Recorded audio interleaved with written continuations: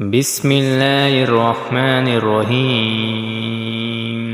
تبارك الذي بيده الملك وهو على كل شيء قدير الذي خلق الموت والحياة ليبلوكم أيكم أحسن عملا وهو العزيز الغفور الذي خلق 7 سماوات طباقا ما ترى في خلق الرحمن من تفاوت فارجع البصر هل ترى من فتور ثم ارجع البصر كرتين ينقلب إليك البصر خاسئا وهو حسير ولقد زينا السماء الدنيا بمصابيح وجعلناها رجوما للشياطين وأعتدنا لهم عذاب السعير وللذين كفروا بربهم عذاب جهنم وبئس المصير إذا ألقوا فيها سمعوا لها شهيقا وهي تفور تكاد تميز من الغيظ كلما ألقي فيها فوج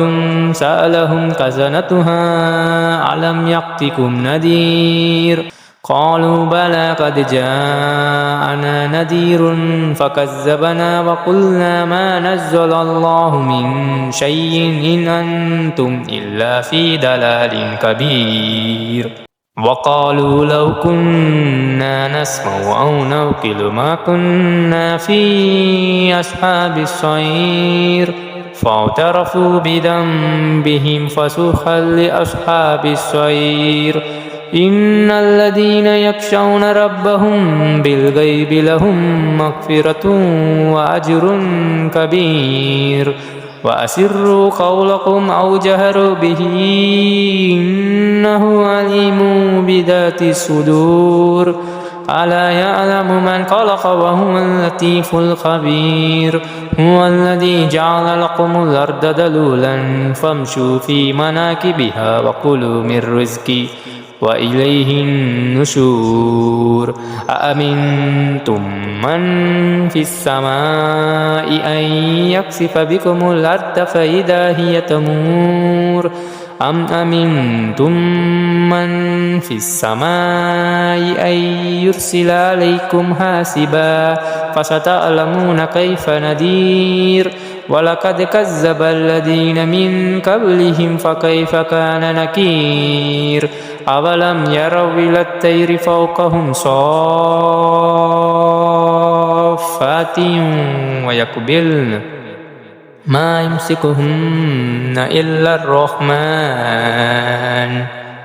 إنه بكل شيء بصير أمن هذا الذي هو جند لكم ينصركم من دون الرحمن إن الكافرون إلا في غرور أمن هذا الذي يرزقكم إن أمسك رزقه بل لجوا في عتو ونفور أفمن يمشي مكبا على وجهه أهدى أمن يمشي سويا على صراط مستقيم قل هو الذي أنشأكم وجعل لكم السمع والأبصار والأفئدة قليلا ما تشكرون قل هو الذي ذراكم في الأرض وإليه تحشرون ويقولون متى هذا الوقت إن كنتم صادقين قل إنما العلم عند الله وإنما أنا نذير مبين فلما رأوه زلفة سيئت وجوه الذين كفروا وقيل هذا الذي كنتم به تدعون قل أرأيتم إن أهلكني الله ومن معي أو رحمنا فمن يجور الكافرين من عذاب أليم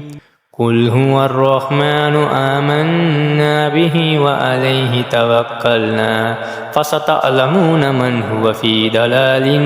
مبين قل أرأيتم إن أصبح ماؤكم غورا فمن يأتيكم بماء معين